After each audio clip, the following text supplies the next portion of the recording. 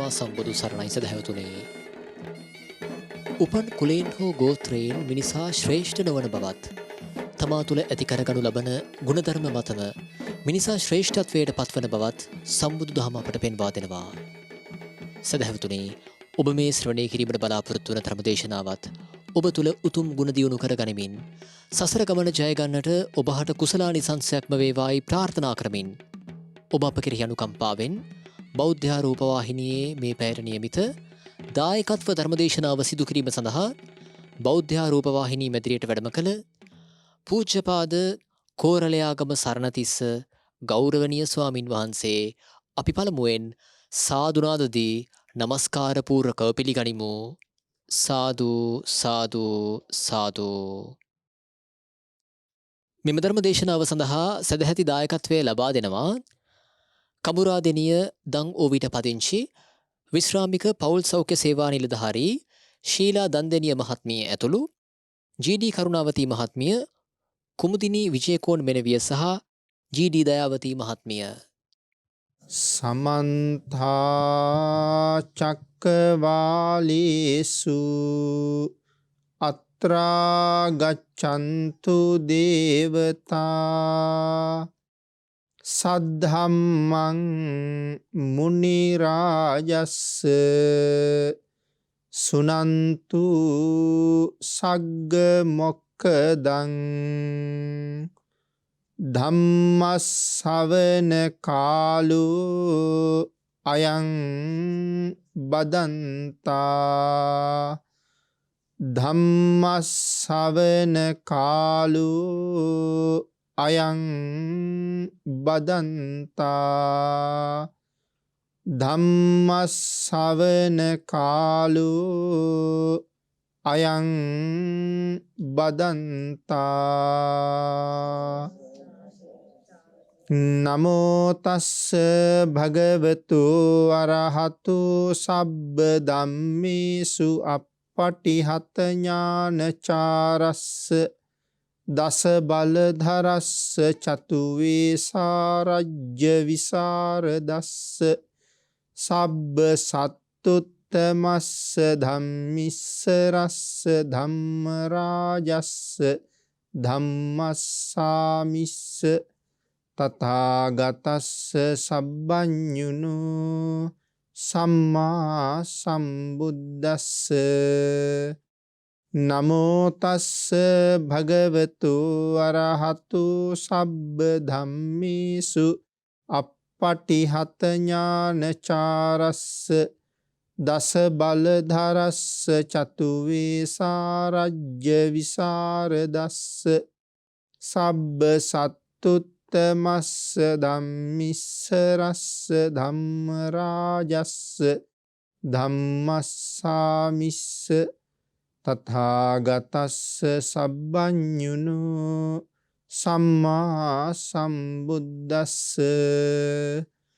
නමෝ තස්ස භගවතු අරහතු සබ්බ ධම්මේසු අප්පටිහත ඥානචාරස්ස දස බලධරස්ස චතු වේසාරජ්‍ය විසරදස්ස සබ්බ සත්තුත්තමස්ස ධම්මිස්ස රස්ස ධම්ම රාජස්ස ධම්මස්සාමිස්ස තථාගතස්ස සබ්බඤුනු සම්මා සම්බුද්දස්ස.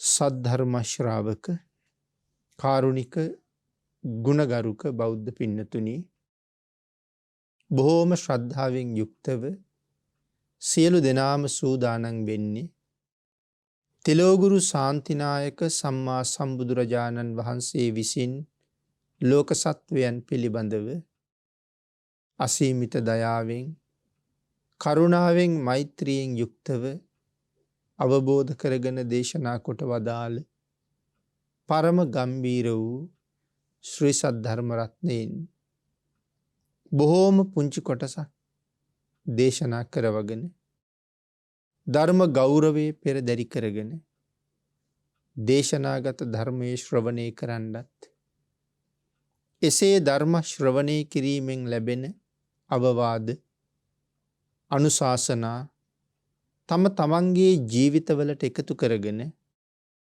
වඩාත් නිවැරදි මෙලව ජීවිතයක් සකස් කරගන්න. නිවැරදි වුණ මෙලව ජීවිතයක් තුළින් සුගතිගාමී වූ පරලොව ආයිති භවයකින් සැනසෙන්නත් අවසානයේ ප්‍රාර්ථනා කරන බෝධියෙන් සැප සහිත ප්‍රතිපදාවකින් ඊටම ඉක්මන් භවයක උතුම් චතුරාර්ය සත්‍ය ධර්මය අවබෝධ කරගෙන මේ සංසාරෙන් එතර වීමේ බලාපොරොත්තුවත් ඇතුව.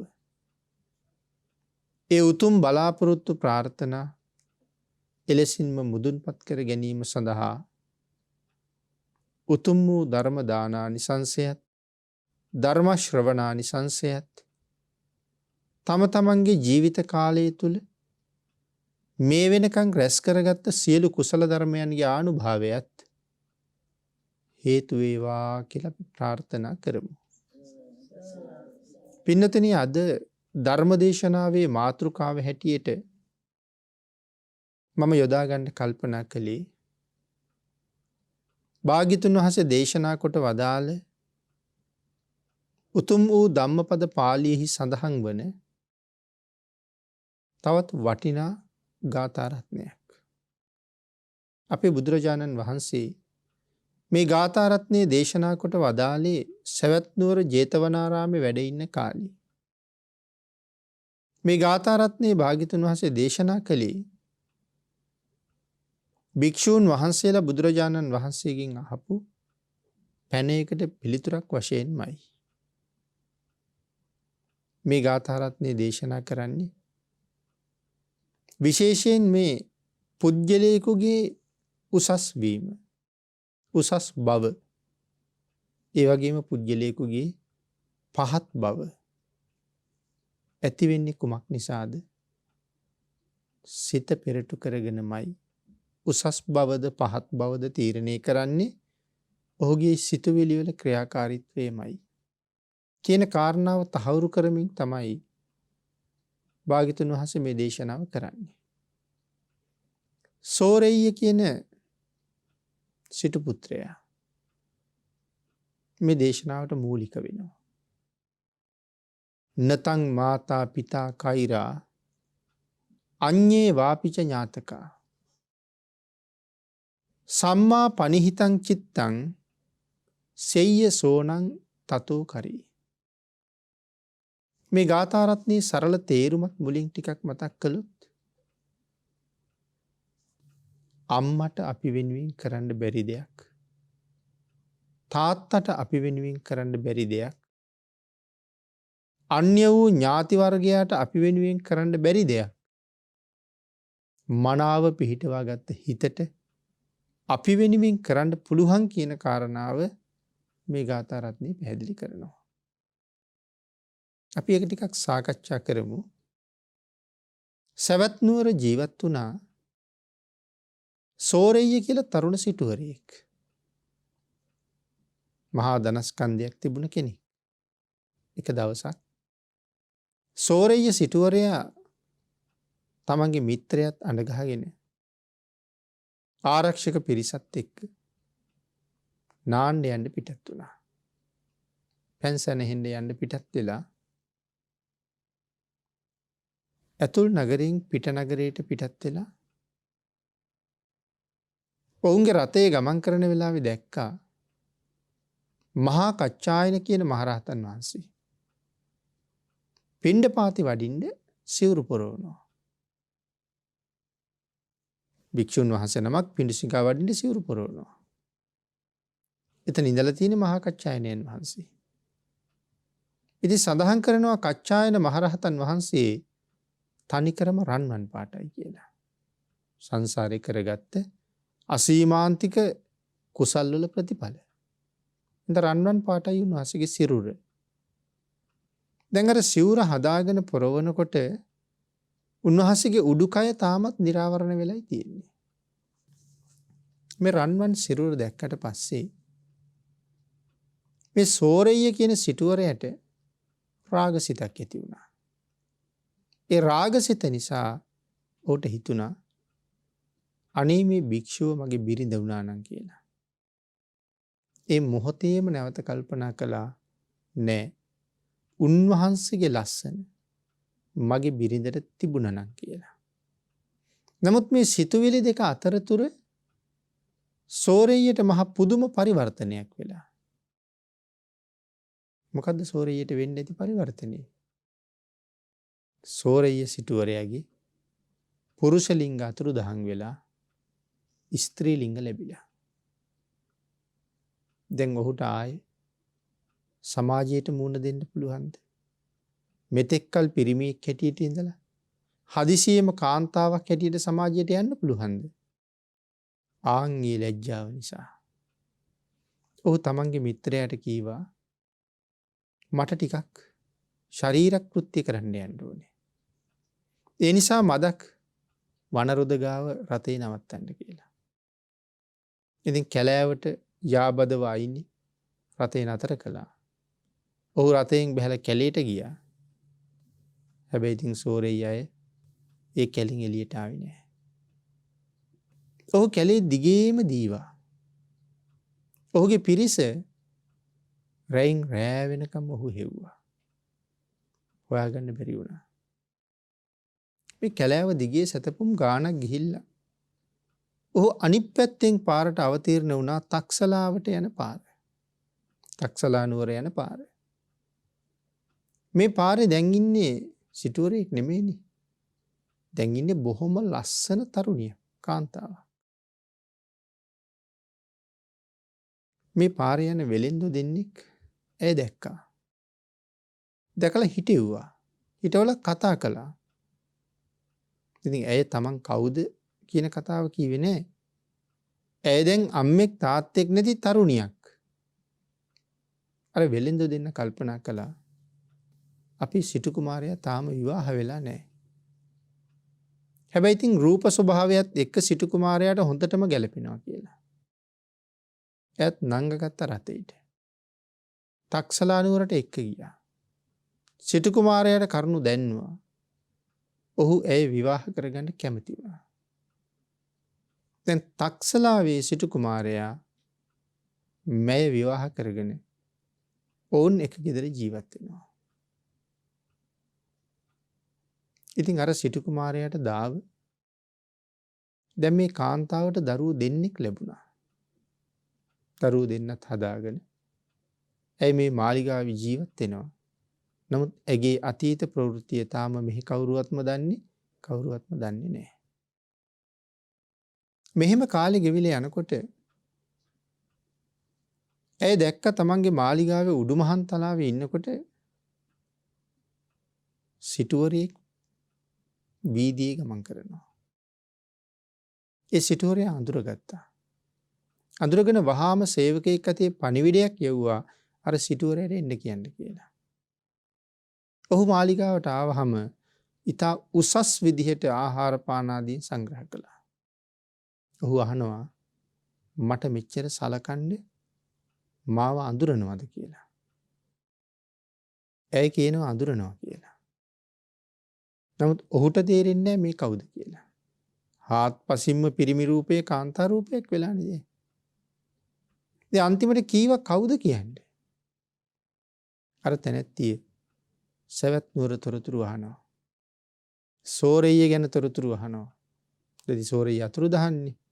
අර වෙලෙන්ද කියනවා ඔහු අතුරුදහන්. කවුරු හරි ගෙනහිල්ල මරන්න ඇති. අපි බුද්ධ ප්‍රමුඛ මහා සංඝයාට දන් දීලා ඔහුට පිනුත් අනුමෝදන් කළා කියලා. ඉතින් මෙහෙම කතා කරගෙන යනකොට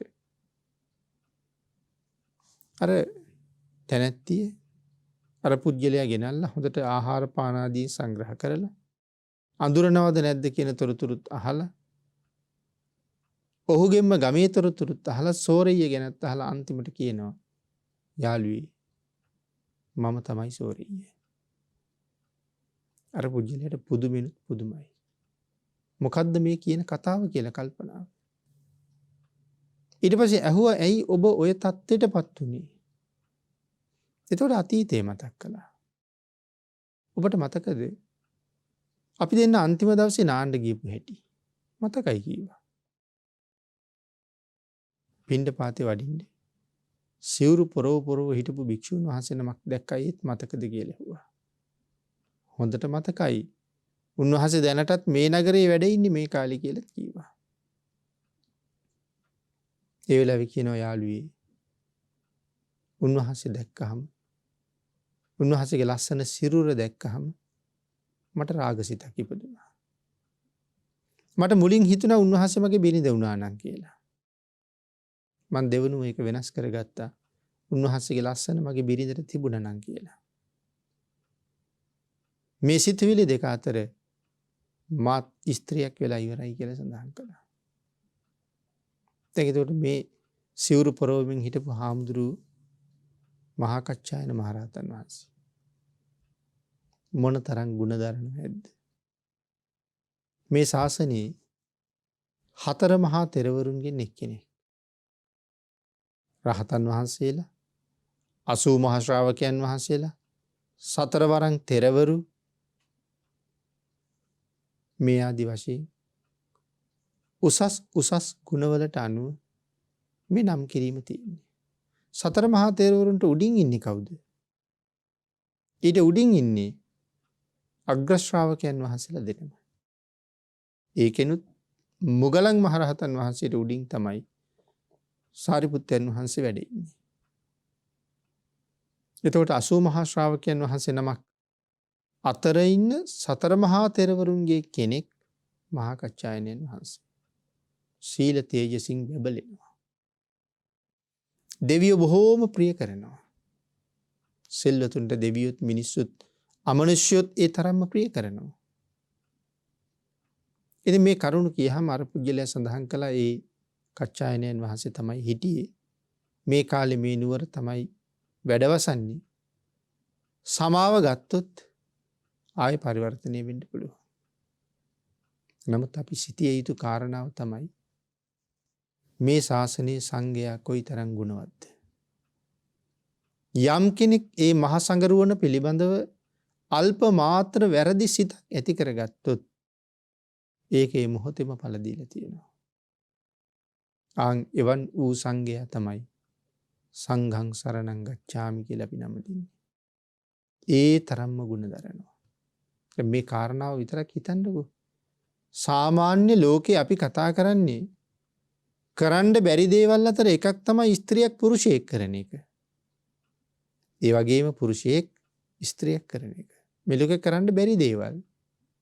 නමුත් අපි ඒ බෑ කියලා හිතාගෙන ඉන්න දේවල් මේ බුද්ධ ශාසනයට නම් දූවිලිවත් වටින්නේ නැති දේවල්. දූවිලි මාත්‍රයක් වටින්නේ නැති දේවල්. ඒකනේ මේ සෝරේයට මෙහෙම වුණේ. වැරදි හිතක් පහළ වුණා විතරයි. මොකක්ද ඇත්තටම මේකට හේතුව? හේතුව තමයි උන්වහන්සේලා සතු අසීමාන්තික ගුණකදම්බය. සීල තේජානුභාවය. ඒකයි මේකට හේතුව. වැරදි සිතුවිල්ලක්වත් සුදුසු මදි. ඉතින් මේ කාරණාව පැහැදිලි කරලා දුන්නාම අර කාන්තාව කෑම හැදුවා. වෙලෙන්ද ගිහිල්ලා රහතන් වහන්සේට ආරාධනා කරලා ගෙදරට වැඩමවගෙන ආවා. රහතන් වහන්සේට දම්පැන් පූජා කරලා මනාව වළඳවල සියල්ල ඉවර වෙලා අර ගෙදර කාන්තාව ගිහිල්ලා වැඳලා කීවා ස්වාමීනි කියලා මගේ අතීත කතාව කීවා. ස්වාමීනි මට සමා වෙන සේක්වා ඔබ වහන්සේ වෙනුවෙන් ඇති කරගත්ත වැරදි සිතුවිල්ලට. ඉතින් ඒ කාන්තාවට සමාවත් දීලා ඉවර වෙනවත් එක්කම ස්ත්‍රීලිංග අතුරුදහන් වෙලා පුරුෂලිංග පහළ වුණා. දැන් පිරිමියෙක්. තමන්ගේ ස්වාමියාට කතා කරලා කීවා මේ තුච්ච නින්දිත සංසාරේ තවත් නම් මොහොතක් රැඳෙන්නවත් කැමති නෑ. ඔබේ ළමයි දෙන්න ඔබ බලාගන්න. මම පිටත් වෙනවා කියලා පිටත් වුණා ගෙදරින්. පිටත් වෙලා කියලා මහාන වුණා. මහාන වෙලා බොහොම ශ්‍රද්ධාවෙන් ගුණ පුරාගෙන ජීවත් වුණා. හැබැයි සඳහන් කරනවා මිනිස්සු මුල් කාලේ නම් හරියට කරදර කළා කියලා. මොකටද කරදර කරන්නේ? මිනිස්සු හොයාගෙන ඇවිල්ලා අහනවා ස්වාමීනි වැඩියෙන්ම ආදරේ තියෙන කුසෙන් බිහි කරපු දරුවන්ටද නැත්නම් තාත්තා කෙනෙක් හැටියට බිහි කරපු දරුවන්ටද කියලා. සඳහන් කළේ මුල් කාලේ නම් තමන්ගේ කුසෙන්ම ඉපදිච්ච දරුවන්ට වැඩියෙන් ආදරෙයි කියලා. පස්සේ කියන්න පටන් ගත්තා දැන් නම් මම කාටවත් ආදරේ නෑ කියලා. එතකොට භික්ෂුන් වහන්සේලා චෝදනා කළා රහත් නොවි රහත් බව කියන්න හදනවා. චෝදනාව බුදුරජාණන් වහන්සේ ළඟටම ගියා. අපේ භාග්‍යවතුන් වහන්සේ සඳහන් කළා මගේ පුතා හැබැවින්ම සියල්ලෙන් අත මිදුණා කියලා. එතකොට තමයි පිරිසට තේරුණේ මේ සව් කෙලෙස් නැසලා සංසාරේ කෙරවල කරන්න ඉන්නේ මහ උතුමන් වහන්සේලා. කොයිතරම් ශ්‍රේෂ්ඨද? සෝරෙය්‍යට වෙච්ච පරිවර්තනය මොකක්ද? ඒකෙන් කලකිරිච්ච සෝරෙය්‍ය අන්තිමට නතර වුණේ සම්බුද්ධ ශාසනය. ශාසනය තුල මහා ගුණ දරාගෙන ජීවත් වෙලා මේ ශාසනය වෙනුවෙන් කළ යුතු උදාරතර වූ මෙහෙවරක් සම්පූර්ණ කරන්න උන්වහන්සේලා විශාල කැපකිරීම කළා. නමුත් දැන් කෙසේ වෙතත් සව් කෙලෙස් නැසලා රහත් වෙච්ච නිසා කුසෙන් බිහි කරපු දරුවන්ටත් කලින් තමන් නිසා ඉපදිච්ච දරුවන්ටත් දෙගොල්ලටම තියෙන කැමැත්ත මධ්‍යස්ථයි. ඒක රාග නිශ්චිත කැමැත්තක් නෙමෙයි. මධ්‍යස්ථයි.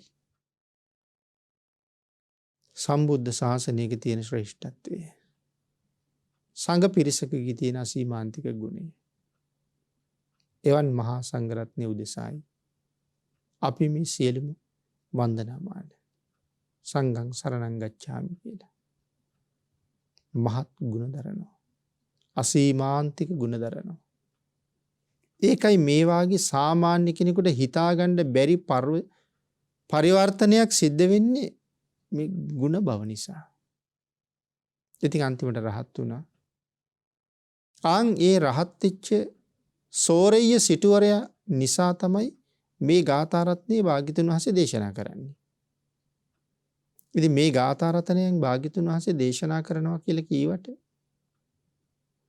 කලින් පාඩම් කරගෙන ඉඳලා මූලික සූදානමකින්ද මේ දේශනාව කරන්නේ? එහෙම එකක් නෑ පින්නතුනි. ඒ අවස්ථාවට එළඹෙන්නේ කොයි වාගේ සිදුවීමක්ද? ඒක වෙනුවෙන් දහම් පදයක් දේශනා කරන්න භාග්‍යතුන් වහන්සේට තියෙන පුදුම හැකියාවක්. ඒකට ගැළපෙන්න බණක් කියන්නේ. ඉතින් ඒ නිසා භාග්‍යතුන් වහන්සේ මේ භික්ෂුන් වහන්සේ හැබැයිම සව් කෙලෙස් නැසල බව මතක් කළා. නමුත් දැන් රහත් වුණා.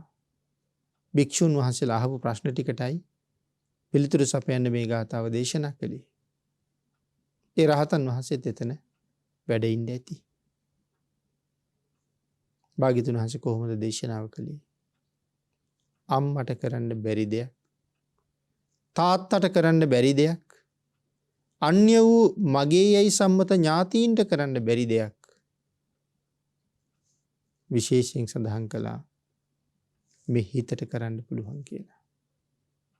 මේ හිතට ඒ තරම් දේවල් කරන්න පුළුවන්. ඒකනේ මේ කියලා තියෙන්නේ.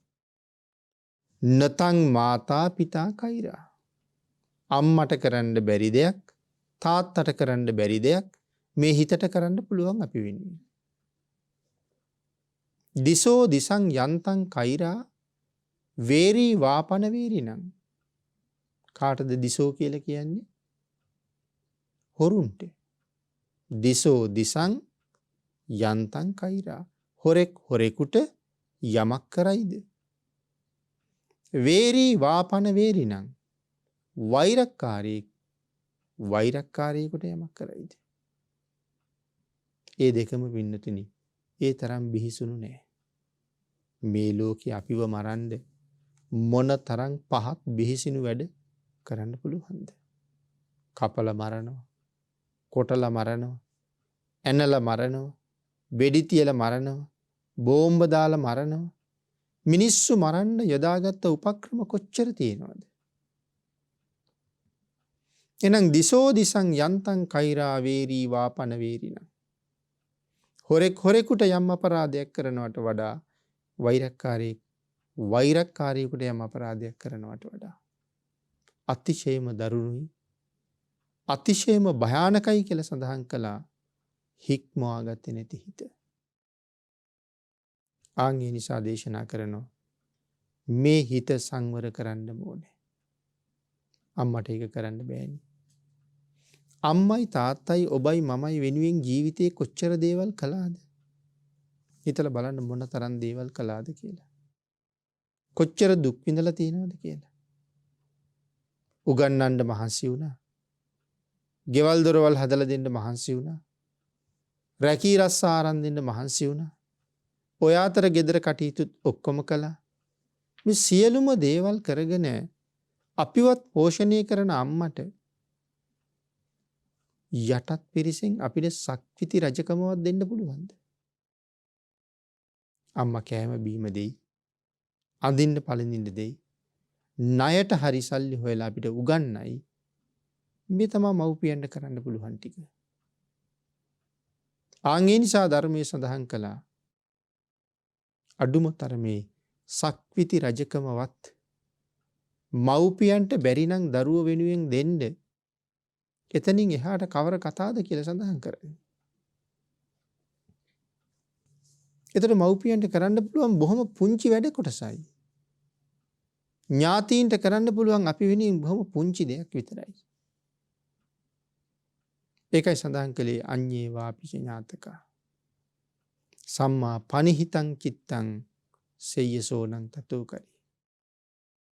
සම්මා පනිහිතං චිත්තං මනාව පිහිටුවන ලද හිත සෙය්‍යසෝනං තතෝ කරි. ඒ සෙය්‍යසෝනං තතෝ කරි කියලා සඳහන් කළේ ඊතා උතුම් බවට පත් වෙනවා. මනාව පිහිටවන ලද හිත ඊතා උතුම් බවට පත් වෙනවා. එතකොට හිත මනාව පිහිටවනවා කියලා කියන්නේ රාගයට යන්න දෙන්නේ නැහැ. ද්වේෂයට යන්න දෙන්නේ නැහැ.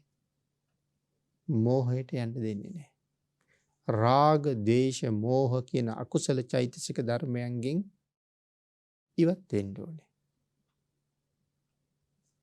මේ අකුසලයන්ගෙන් අයින් වෙලා අපි මොනවද ඊළඟට කරන්න ඕනේ? බුදුරජාණන් වහන්සේ දේශනා කළා සිල් ආරක්ෂා කරන්න කියලා. නිත්‍ය වූ සීලේ පන්සිල්. පන්සිල් වලට අමතරව තියෙන සීලය අටසිල්, නවාංග, දසාංග, උපෝසත සිල්. ඒතර භාග්‍යතුන් වහන්සේ මොකද දේශනා කරන්නේ? මනාව තිසරණෙහි පිහිටලා සිල් ආරක්ෂා කරගන්න. තිසරණේ පිහිටලා සිල් ආරක්ෂා කරනවා වගේම දානයත් සම්පූර්ණ කරන්න ඕනේ. දැන් නිතර බණ අහලා හොඳට දන්නවා මරුණහම කෙනෙක් උපදින තැන තීරණය කරන්නේ සීලයයි. ඒ ඉපදිච්ච පුජ්‍යලයට ලැබෙන්න ඕනේ මොනවද කියන කාරණාව තීරණය කරන්නේ දානයයි. ওই දෙක සසරට අත්‍යවශ්‍යයි. සීලයයි දානයයි. භාවනාවත් ඒ වගේම තමයි. ආන් ඒක නිසා මනාව රැකගත්ත සීලයක් යම් කෙනෙක් ළඟ තියෙනවා නම් ඒ සීල තේජසට අපි වෙනුවෙන් මොනවද කරන්න බැරි? අම්මට තාත්තට සක්විති රජකමවත් මට දෙන්න බැරි බව ඇත්ත. නමුත් මේ සීලයට කොච්චර දේවල් කරන්න පුළුවන් දේ පුජ්‍යලයා වෙනුවෙන්. අන් ඒ නිසයි පින්නතුනි සඳහන් කළේ සම්මා පනිහිතං චිත්තං මොනවට පිහිටුවන ලද හිත සෙය්‍යසෝ ඊතා උතුම් සැපතකට තමන්පත් කරනවා. මනාව පිහිටවන ලද සිත ඊතා උතුම් තැනකට තමන් අරගෙන යනවා. එතකොට මේ මනාව පිහිටවන ලද හිත කියන තැන අපි ටිකක් සාකච්ඡා කළොත් තාම අපට පුළුවන් වුණාද හිත මනාව පිහිටවන්න? දැන් මේ සෝරෙය්යට වෙච්ච වැඩේ අපේ පින්නතුන් හිතලා බලන්න අපිට වෙන්නේ නැද්ද කියලා. රාගයේ තියෙන නිසා, කෙලෙස් වලින් උත්සන්න නිසා, සමහරවිට මේ වගේම ස්ත්‍රී පුරුෂ දෙගොල්ලම සම්බන්ධයෙන් රාගසිත ඇති කරගන්න ජීවිත ඕන තරම් තියෙනවා. නමුත් ඇයි සෝරෙයියට වෙච්ච පරිවර්තනය වෙන්නේ නැත්තේ? මේ කාටවත් මහා කච්චායනයන් වහන්සේගේ ගුණේ ගාවට ලං වෙන්න පුළුවන්ද? ඒකයි එහෙම වෙන්නේ නැත්තේ. නැත්තම් මේ සමාජයේ දකින ස්ත්‍රී පුරුෂයන් සම්බන්ධයෙන් ඕන තරම් රාගසිත ඇති වෙනවා. හැබැයි භාග්‍යතුන් වහන්සේ දේශනා කරන්නේ අසුබ භාවනාවෙන් රාගය උපදින ආකාරය නැති කරන්න කියලා. අසුබ භාවනාවෙන් රාගයට හොඳම පිළියමනේ අසුබය. මනා පිළිවෙල අසුබය. අසුබයෙන් තමයි චිත්ත සංතානවල නොයෙක් ආකාරයෙන් බිඳි බිඳි ගොඩ නැගෙන රාගසිත විනාශ කරලා දාන්නේ. ඉතින් යමෙක් රාගයෙන් අයින් වෙන්න කැමති නම් අසුබ භාවනාව ප්‍රගුණ කරන එක හරි වටිනවා. එතකොට පුළුවන් රාගය පාලනය කරන්න. එහෙම නැත්නම් රූප, ශබ්ද, ගන්ධ, රස, ස්පර්ශ කියන මේ හැම කාරණාවක් සම්බන්ධයෙන්ම අපි මේ රාග සිතින්, ද්වේෂ සිතින් බලන්න පටන් ගන්නවා. ඒක මහත් අකුසලයක්. එහෙනම් රාගයට ප්‍රතිවිරුද්ධව අසුභය තියෙනවා. කෝපයට ප්‍රතිවිරුද්ධව මොකද්ද තියෙන්නේ? ද්වේෂයට ප්‍රතිවිරුද්ධව මෛත්‍රිය තියෙනවා. යමෙක් මෛත්‍රිය කරනවා නම් වෛර කරන්නේ කියන කාරණාව මනාව තහවුරු කරනවා. යමෙක් පිළිකුල් භාවනාව වඩනවා නම් ඒ පුද්ගලයා තමන්ට හොඳ ආරක්ෂකෙක්. ඒ මේ රාගසිත උපදිනවා කියලා කියන්නේ අකුසල්මනේ එන්නේ ඒත් එක්ක. නිරය පැත්තටම තමයි දුවන්නේ එතකොට. අන්න ඒක හින්දා මනාව තමන්ගේ හිත සිල් ගුණ මත පෝෂණය කරලා නොසිතිය යුතු පැත්තට යා නොදී කල යුතු දේ මත සංවර කරන්න හික්මවන්න කියලා දේශනා කරනවා. සම්මා පනිහිතං චිත්තං සෙය්‍යසෝනං තතෝ කරි. මනාව පිහිටුවන ලද හිත අපිට ගෙනල්ලා දෙන්නේ පුදුම සෝයක් කියලා සඳහන් කරනවා. පින්නතුනි, හොරෙකුට කරන අපරාධයකට වඩා, වෛරක්කාරයෙකුට කරන අපරාධයකට වඩා මේ වැරදි හිත අපිට කරන අපරාධේ ඊටාම බිහිසුණුයි කියලා සඳහන් කරන්නේ. මේ සංසාරේ කොච්චර කාලයක් දුරාපි ආවද? ඔබට මතකත් නැහැ, මට මතකත් නැහැ. අපිට මතක් කළාට වැටහෙන්නෙත් නැහැ. ලෞතර බුදුරජාණන් වහන්සේ තමයි අපිට මේ බව කියලා දුන්නේ. එක අම්මා කෙනෙක් වෙනුවෙන් අඬාපු කඳුළු මහා සාගරයේ ජලයට වඩා වැඩි කියලානේ දේශනා කළේ. මේ සසර ගමනේ එතකොට මොන ඇඬිල්ලක් අඬලාද? සාගර ජලය වගේ කියලා නෙමෙයි කියලා තියෙන්නේ. සාගර ජලයට වඩා වැඩි කියලා. එතකොට ඔය වාගේ සාගර දෙකක් තුනක් ඇඬුවද දන්නේ ඒක අම්මෙක් වෙනුවෙන් සංසාරේ. නමුත් මේසා දීර්ඝ සසරක අපිට පුළුවන් වුණාද තාමත් මේ හිත හරියටම පාලනය කරන්න? මේ හිත හරියටම හික්මවා ගන්න? එච්චර කාලාන්තරයක් තිස්සෙත් බැරි වුණා නම් මේ කාලෙත් බොහෝ දෙනාට උනන්දුවක් නැති බව පේනවා. හිත සංවර කරගන්න උනන්දුවක් නැති බව පේනවා. ඒක හින්දා බුද්ධාන්තරයත් ලැබිලා, සම්මාදිට්ඨියත් ලැබිලා, අවශ්‍ය සියලුම දේවලුත් ලැබිලා, ඒ සියල්ලම හම්බ වෙලා තියෙන වෙලාවේ අපි තව කුමක් සඳහා නිකන් කාලේ නිකරුණේ ගෙවුම්ද? ඒකයි අහන්න ඕනේ පින්නතුනි. අපි මෙහෙම ඉන්නේ නිරය ගැන තේරෙන්නේ නැති හින්දා. නිරය පිළිබඳව දැකලා නැති හින්දා. හැබැයි නිරය වැටහුණා නම්, නිරය දකින්න ලැබුණා නම් අපිට මේ අල්ලාගෙන තියෙන දේවල් අත්හරින්න සුළු මොහොතයි ගත වෙන්නේ. මොකද මේ අල්ලා ගැනීම මාව කොහාටද ගෙනියන්නේ? සංසාරය හුඟක් ඈතට අරගෙන යනවා. මේ බැඳීම කියන එක සංසාරය හුඟක් ඈතට අරන් යනවා. ආන් ඒක නිසා මේ හිත මනාව සීලයක පිහිටලා උතුම් සිල් ආරක්ෂා කරන භාවනාවක පිහිටවල උතුම් ආකාරයෙන් භාවනා වඩන අකුසලයට යානොදී කුසලයේ මත රඳවගත්ත ශ්‍රේෂ්ඨ වටිනා උදාර ජීවිතයක් ඊටම වටිනවා. පුද්ගලයා උසස් කෙනෙක් වෙනවද? පුද්ගලයා පහත් කෙනෙක් වෙනවද? මේ දෙකම තීන්දුව කරන්නේ, දෙකම තීරණය කරන්නේ මේ හිතම තමයි. අන්න ඒක හින්දා අපි හැම වෙලාවෙම පින්නතුනි කල්පනා කරන්න ඕනේ. සිහිය ප්‍රඥාව ඇතුව ජීවත් වෙන්න ඕනේ. ඕක නැති වෙච්ච තැන ප්‍රාණඝාත සිද්ධ වෙනවා මටවත් තේරෙන්නේ නැහැ. ඒකනේ අපි කියන්නේ මදුරුවන්ට ගැහෙනවා කියලා. ගහනවා නෙමෙයි ගැහෙනවා. සිහි නැති හින්දා එහෙම කියන්නේ. හොරකම් කරන්නේ ඒ සිහිය මදි හින්දා. වැරදි කාම සේවනයේ සිහිය මදි නිසා. ඒ කියන්නේ මේ හැමෝම සුරාපානය කරලා දින්නේ මේ සිහිය මදි කියලා. ඒක නෙමෙයි මේ කියන්නේ. එළඹ සිටි සිහිය නෑ. කරන්නේ මොකද්ද කියලා දන්නේ නෑ. කල යුත්ත මොකද්ද කියලා දන්නේ නෑ. සුදුස්සාද නුසුදුස්සාද කියන කාරණාව දන්නේ නෑ. අන් ඒකයි සිහිය නෑ කියලා සඳහන් කළේ. අනිත් එක තමයි සිහි නැතිකොට සිල්පද හරියට විනාශ වෙනවා.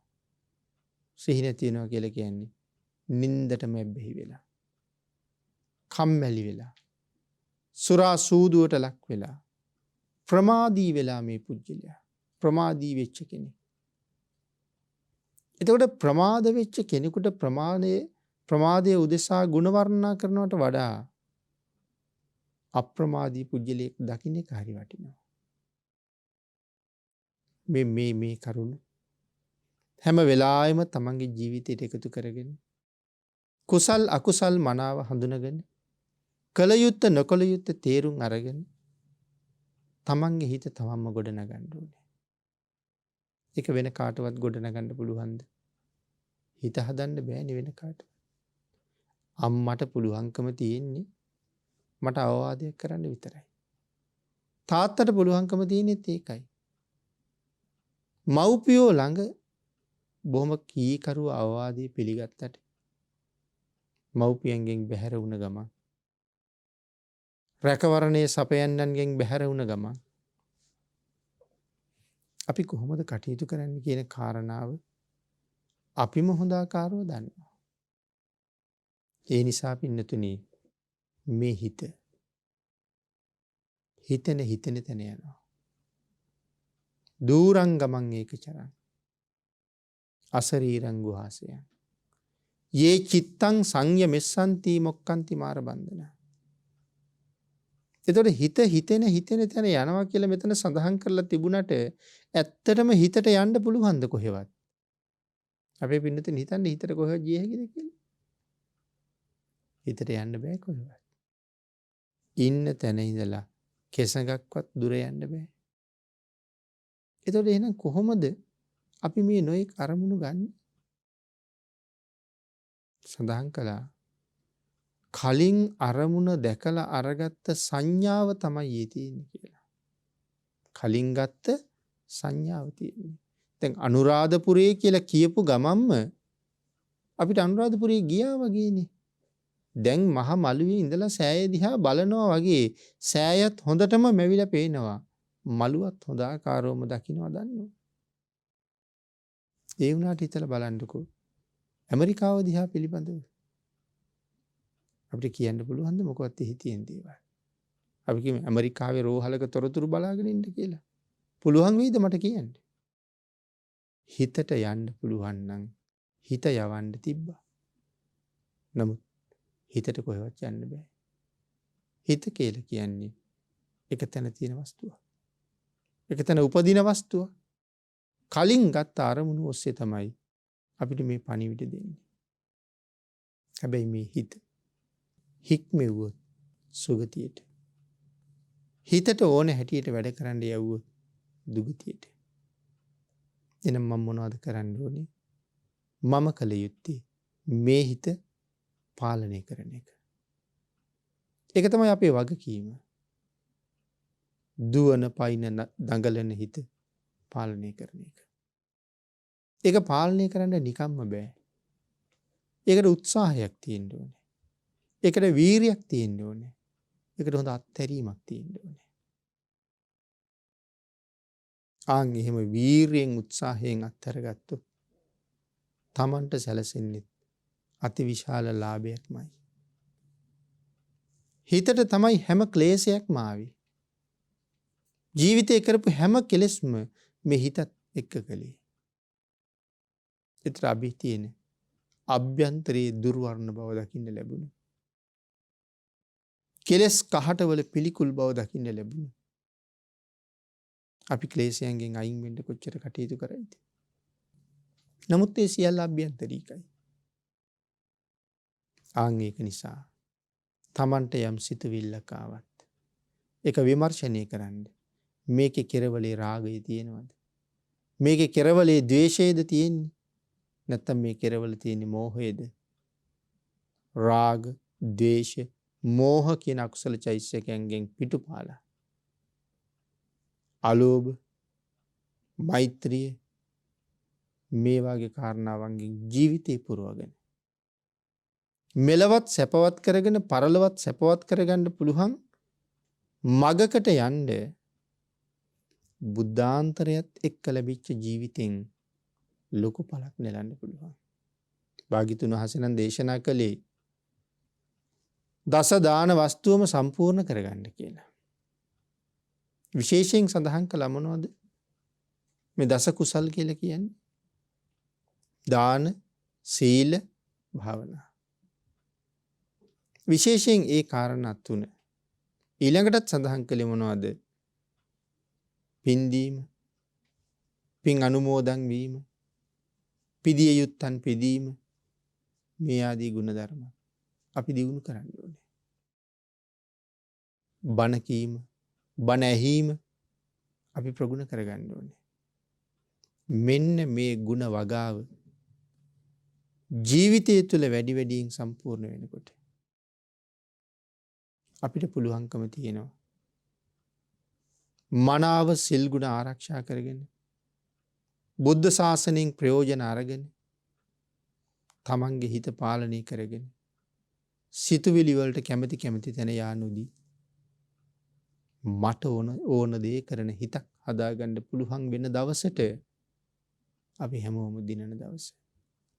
දැනට අපි වහල්ලු. කාගේද? හිතේ වහල්ලු. හිතට වහල් වෙලා ඉන්නේ අපි. නමුත් භාග්‍යතුන් වහන්සේගේ බලාපොරොත්තුව මගේ ශාසනයේ සිතට වහල් වූවුන් නොවිය යුතුයි කියන කාරණාව. සදහැවතුන් එනවා, වන්දනාමාන කරනවා. මේ සියලු කරුණු එහෙමයි. නමුත් තමන්ගේ ජීවිත කාලයට කවදාවත් පහත් මිතුරෙකුගේ ඇසුරක් නොගත යුතුමයි කියලා දේශනා කළා. ඔහු මට කරන්නේම අනර්ථයක්. පහත් පුද්ගලයා කරන්නේම අනර්ථයක්. ඒකයි තනියම ජීවත් වුණත් එහෙම පුද්ගලයෙක් එක්ක ජීවත් වෙන්න එපා කියලා කිව්වේ. තමන්ට වඩා උසස් ගුණ දරන කෙනෙක් මුණ නොගැහෙන හැම මොහොතකම තමන්ට වඩා පහත් කෙනෙක් ඇසුරු කරන්න එපා කියලා කියන්නේ. ඇසුරු කළොත් මොකද වෙන්නේ? අනිවාර්යෙන් මට හිතාගන්න බැරි මොහොතක නිරේට පාර හදනවා. සමහරට ලොකු උදව්වක් ඉල්ලනවා. ඒක හොරකමක්. ඒක වංචාවක්. නමුත් ඔහුත් එක හිතවත්කම නිසා ඒකට යෙදෙන්න සිද්ධ වෙනවා. ඒකයි කිව්වේ එපා වුන් ඇසුරු කරන්න. දැන් මේ ගාථා රත්නේ පුරාවටම බලන්න. සෝරෙය්‍යගේ හිත කෙලෙස් වලින් පිරීලා රහතන් වහන්සේ දැක්කහම ඔහුට ඇති වුණේ රාගයක්. භික්ෂුන් වහන්සේ නමක් දැක්කහම හුඟක් දෙනා කරන්නේ දෝත එකතු කරලා වඳින එක. සෝරෙය්‍යට ඇති වෙන්නේ රාගයක්. සෝරෙය්‍ය කියලා කියන්නේ මේ ජීවිතෙන් රහත් වෙන්න තරම් පින් තියෙන කෙනෙක් නේ. එතකොට අපේ පින්නතුන් කල්පනා කරන්න ඕනේ මේ ජීවිතෙන් රහත් වෙන්න පුළුවන් කෙනාටත් ඒ වැරදි සිතුවිල්ල විපාක දෙන්නේ ඒ විදිහට නම් මට කොහොම විපාක දෙයිද කියලා තමයි හිතන්න ඕනේ. ඒ නිසා තමන්ගේ ජීවිතේ භාග්‍යතුන් වහන්සේගේ අනුශාසනාවෙන් පෝෂණය කරන්න. හැම වෙලාවෙම හිතට වහල් බවින් අත මිදලා දවසක මේ හිත මම කියන දේ කරන කෙනෙක් බවට පත් කරන්න ඕනේ. එහෙම කටයුතු කරගත්තේ නැත්තම් අපිව මේ සංසාර සාගරයේ තව চিරාත් කාලයක් ඈතට අරන් යනවා. සෝරෙය්‍ය සිටුවරයට වැරදුනා වගේම අපිටත් වරදිනවා. නමුත් සෝරෙය්‍යට කල්යාණ මිත්‍රයෝ හිටපු නිසා එකම ජීවිතයේ පරිවර්තන දෙකක් අවසානයේ සෝරෙය්‍යට පුළුවන් වුණා රහත් වෙන්න. නමුත් අපි හිත නිසා හරියට පව් කරනවා. එළඹ සිටි සිහිය ඇති කරන්න. හැම වෙලාවෙම සිහිය ප්‍රඥාව යොදවන්න. මනාව සිල් ගුණ ආරක්ෂා කරන්න. සිල් රකින්න ජීවිතයක තියෙන සතුට සිල් නැති කෙනෙකුට කවදාවත්ම හොයන්න බෑ. හැබැයි සිල් රකින්න නැතුව පිටපැත්තේ ඉඳගෙන සිල් රකින්න කෙනෙකුගේ අභ්‍යන්තර සතුට දකින්න පුළුවන්කමකුත් නැහැ. ඒක තමන්ම සම්පූර්ණ කරලා අත්දැකිය යුතු දෙයක්. සීලවන්තයා මොනතරම් සතුටින් ජීවත් වෙනවද කියලා. එනිසා ඔබත් සිල්වත් වෙන්න. මැරෙන වෙලාවට බය නැතුව මැරෙන්න ඕනේ. හුඟක් දෙනා මැරෙන්න බයයි. නමුත් මැරෙන වෙලාවට බය නැතුව මැරෙන්න ඕනේ. බය නැතුව මැරෙන්නේ කොහොමද එතකොට? අපි මේ ඉන්න විදිහට හිටියොත් නම් බයේ මැරෙන්න වෙනවා. බය නැතුව මැරෙන්න නම් තිසරණයි පන්සිලුයි අනිවාර්යෙන් තියෙන්න ඕනේ. ඊට අමතරව තිසරණයි පන්සිලුයි දෙකට අමතරව බය නැතුව ජීවත් වෙන්න නම් උපෝසත සිල් හැකි හැම වෙලාවකම සම්පූර්ණ කරන්න ඕනේ. ඒතර කොහොමද බයක් නැතුව ජීවත් වෙනවා කියලා කියන්නේ? ඒක දේශනා කරන්නේ ලෞතුරා බුදුරජාණන් වහන්සේමයි. භාග්‍යතුන් වහන්සේ කොහොමද දේශනා කරන්නේ? බය නැතුව ජීවත් වෙන්න. සිල් ගුණ මත කටයුතු කරපු කෙනා මැරෙනකොට දන්නවා උපදින්නේ මීට වඩා හොඳ තැනක කියලා. ඉතින් මැරිලා ගිහිල්ලා උපදින්නේ මීටත් වඩා හොඳ තැනක නම් ඇයි තාමත් මෙහාට වෙලා ඉන්න කල්පනාව කියලානේ අහන්න ඕනේ. ඒ කියන්නේ මේ සාමාන්‍ය ඉන්න අය ගැන නෙමෙයි මම කියන්නේ. යන්න කාලේ එළඹුණාම වහවහාම පිටත් වෙන්නයි තියෙන්නේ මේ. හැබැයි ඒක සතුටින්. එහෙම සතුටින් ගෙවුන ජීවිතයක් තියෙනවා නම් තව තවත් කෑලි බද්ධ කරගෙන මෙහි ඉන්න ඕනේ කියලා හිතෙන්නේ නැහනේ. ඒ බද්ධ කරලා හදන ජීවිතේ ආයේ වෙන තැනකින් අනිවාර්යෙන් මට වේදනාවක් අරගෙන ලෙඩක් මතුවෙනවනේ. මේක බද්ධ කරගත්තට. ඒ නිසා බද්ධ කර කර ජීවත් වෙනවට වඩා හොඳ තැනක යනවා කියලා හිතා ගන්න ඕනේ. මොකද මේ කාරණාව නතර කරගත්තත් වෙන ලෙඩක් එනවනේ. මේ ඇඟට වේදනාව දැනෙනවනේ. ඒකයි සඳහන් කරන්නේ. ඒක එකපාරම නතර කරලා දාන්න. කොහොමද එකපාර නතර කරන්නේ? ඉතින් එහෙම බද්ධ කිරීමක් ඕනේ නැහෙනි. මීට වඩා හොඳ තැනක නම් උපදින්නේ. ප්‍රායෝගිකව කොයිතරම් කරන්න පුළුවන් වෙයිද දන්නේ හිතලා බලන්න. දහදියවත් දාන්න නැති තැනක නම් ඉපදෙන්න නියමිත. වහාම ඒ මාර්ගයට එන්න කියලා මේ කියන්නේ. ඒ නිසා අපි උත්සාහ කරමු. සංසාරයේ අති දීර්ඝ කාලයක් Tamanට ඕන හැටියට ඇවිදපු හිත බුද්ධාන්තරයක ශ්‍රේෂ්ඨ මනුෂ්‍ය ජීවිතයක් ලැබිලා තියෙන වෙලාවේ භාග්‍යතුන් වහන්සේගේ මාර්ගයෙන් කීකරු කරගන්න. ඒ සඳහා භාග්‍යතුන් වහන්සේගේ ආශිර්වාදේ නිරන්තරයෙන් නොඅඩුව අපි සියලු දෙනාටම ලැබේවා කියලා ප්‍රාර්ථනා කරමු. පින්නතුනි, ධර්මදේශනාවේ දායකත්වයේ දරනු ලබනවා කඹුරාදෙණිය දන් ඕවිට ලිපිනෙහි පදිංචි විශ්‍රාමික පවුලේ සෞඛ්‍ය සේවා නිලධාරී ශීලා දන්දිනිය මහත්මිය ඇතුළු ජී.ඩී. කරුණාවතී මහත්මිය, කුමුදුනි විජේකෝන් මෙනවිය, ඒ වගේම ජී.ඩී. දයාවති මහත්මිය ඇතුළු පිරිසයි අද ධර්ම දේශනාවේ දායකත්වය දරන්නේ. W.G. විජේපාල මහත්මයා, B. ජයවර්ධන මහත්මයා, S.D. ඇලඩින් මහත්මයා, J.D. පේමාවතී මහත්මිය. මේ සියලු දෙනාටම අපි රැස් කරගත්ත උතුම් සද්ධර්ම දානානිසංසය අනුමෝදන් වේවා. ආර්.ඩී. ගුණපාල මහත්මයාට, විහෙර විල්හාන් රන්දුණු පුතණුවන්ට, ගම්බීර තේජාන් රන්දුණු පුතණුවන්ට, කවිඳු ලක්ෂාන් විජයකුමාර පුතණුවන්ට, මැණිකේ විජේතුංග මහත්මිය, පියාණී ගමගේ මහත්මිය, මේ අයට තුනුරුවන්ගේ ආශිර්වාදයේ ප්‍රාර්ථනා කිරීමත්, චන්ද්‍රා කුමාරී විජේකෝන් මෙනවිය, ඉන්ද්‍රාණී කුසුම් මානෙල් කුමාරී මෙනවිය, ජී.එම්. රම්‍යලතා මහත්මිය, ජී.ආර්. ඥානවතී මෙනවිය, මේ නම් සඳහන් කළ සියලු දෙනාටම උතුම් වූ ධර්ම දානානිසංසයේ කුසල බලයත් තුනුරුවන්ගේ අනන්ත ආශිර්වාදයත් නොඅඩුවම ලැබේවා. හැම කෙනෙකුගේම මෙලව ජීවිත සුවපත් වේවා. පින් අනුමෝදන් කළ සියලු දෙනාටම පින් අනුමෝදන් වේවා. ආශිර්වාද කළ හැම කෙනෙකුටම රත්නත්‍රී ආශිර්වාදයෙන් නිදුක් නිරෝගී භාවයේ චිරජීවනයේ සැලසේවා. ඊ타ම ඉක්මන් භවයක ඊ타මත්ම කෙටි කාලයකින් සැප සහිත ප්‍රතිපදාවකින් උතුම් අමා මහ නිවනින් සැනසෙන්න සියලු දෙනාටම මේ පුණ්‍ය ධර්මයන් හේතු වේවා කියලා ප්‍රාර්ථනා කරමු. ආකාශට්ඨා ච බුම්මට්ඨා දේවා නාග මහිද්దికා පුඤ්ඤන්තං අනුමෝදිත්වා චිරං රක්ඛන්තු ලෝක සාසනං දේවෝ වස්සතු කාලේන සස්්‍ය සම්පත්ති හේතුච පීතෝ භවතු ලෝකෝ ච රාජා භවතු ධම්මිකෝ.